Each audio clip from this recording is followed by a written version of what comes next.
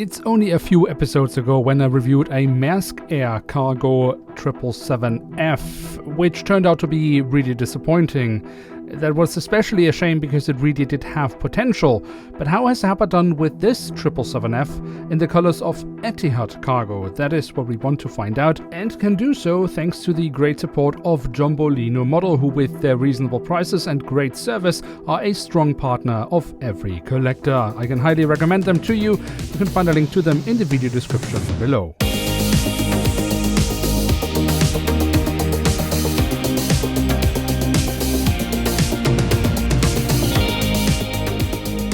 With that, hello and welcome to a new episode of Review, where we, as mentioned, will take a closer look at the Boeing 777F of Etihad Cargo. At the front of the box we have a cutout so we can get a glimpse of the aircraft model inside, and on top of that we have the Etihad Cargo branding. The backside of the box, nothing spectacular, just another cutout. It is the typical Herpa box design, so let's just move on and take a look at the aircraft model inside.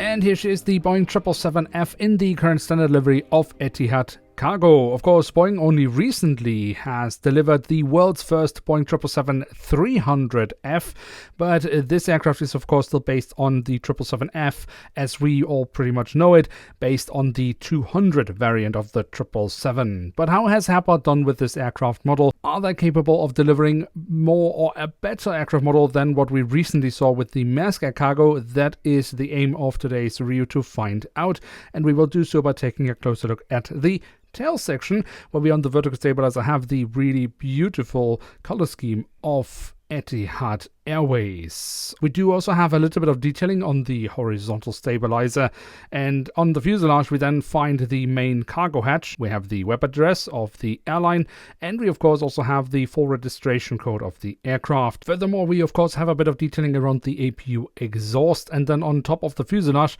we have a set dome. And while I think it is cool that Herpa has added the set dome, after all the real aircraft does also have one, it is unfortunately quite oversized. So in this case, I think a print would probably have been the better solution if they could not do it as a physical detailing correctly. At the front of the aircraft and across the fuselage we then find the Etihad Cargo branding, both in English and Arabic writing, and also the Etihad Airways crest, I guess we can call it. Underneath that we have a bunch of small markings here. I guess they could be some hatches or static ports, I'm not entirely sure, but it looks nice. And we find the flag of the UAE next to the front cabin door, and notice underneath the cockpit windows we have a few more dots.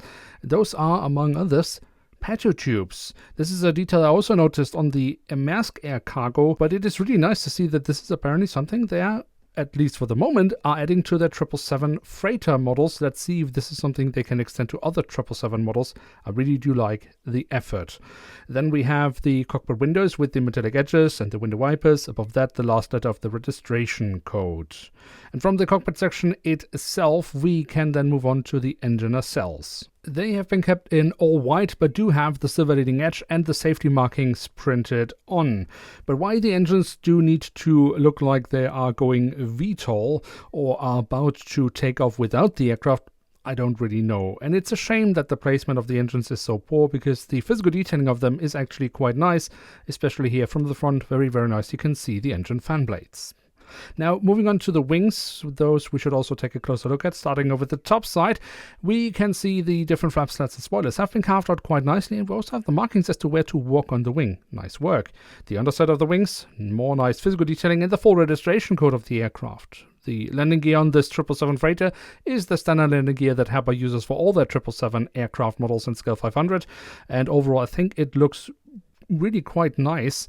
The only thing I'm missing at the front landing gear, well, are some printed details. On the belly of the aircraft we have the Etihad Cargo branding, unfortunately then of course destroyed by Herpa Wings by adding a hole into the fuselage for a stand that is not included with this aircraft model.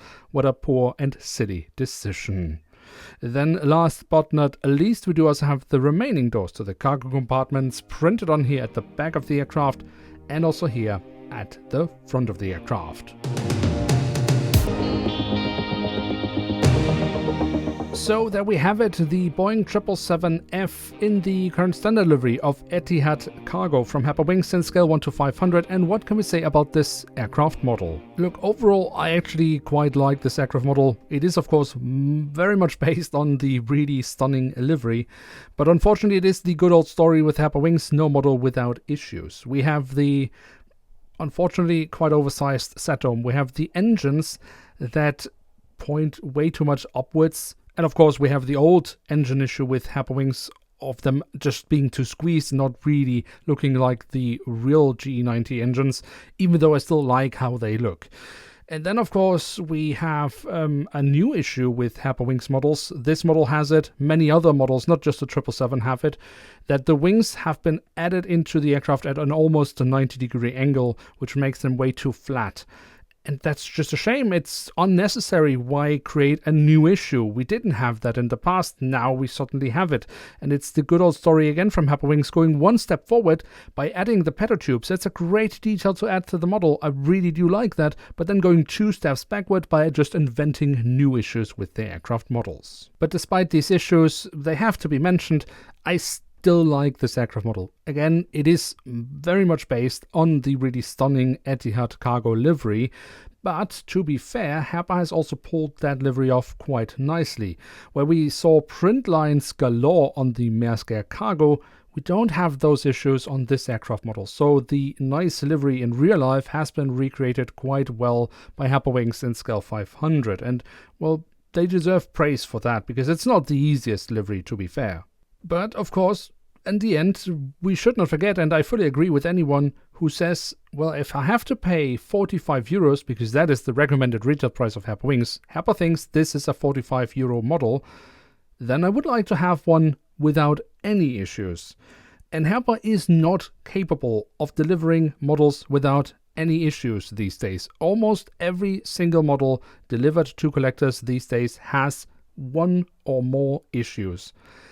And that's just not good enough. I mean, it's just not good enough, plain and simple. There's no talking around that. If Herpa thinks that their models are worth 45 euros, then they better be without any issues. So yes, I am happy to have this aircraft model in my collection, but I could not wholeheartedly recommend it to anyone because of these issues. So take a look at the model yourself.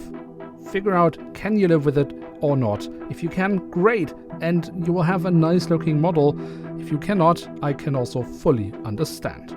And with that, we have reached the end of today's episode. If you have enjoyed this video, then feel free to leave a like. If you're new around here, why not hit subscribe? With that, thanks so much for watching. Hope to see you soon again. I'm checking out, and bye.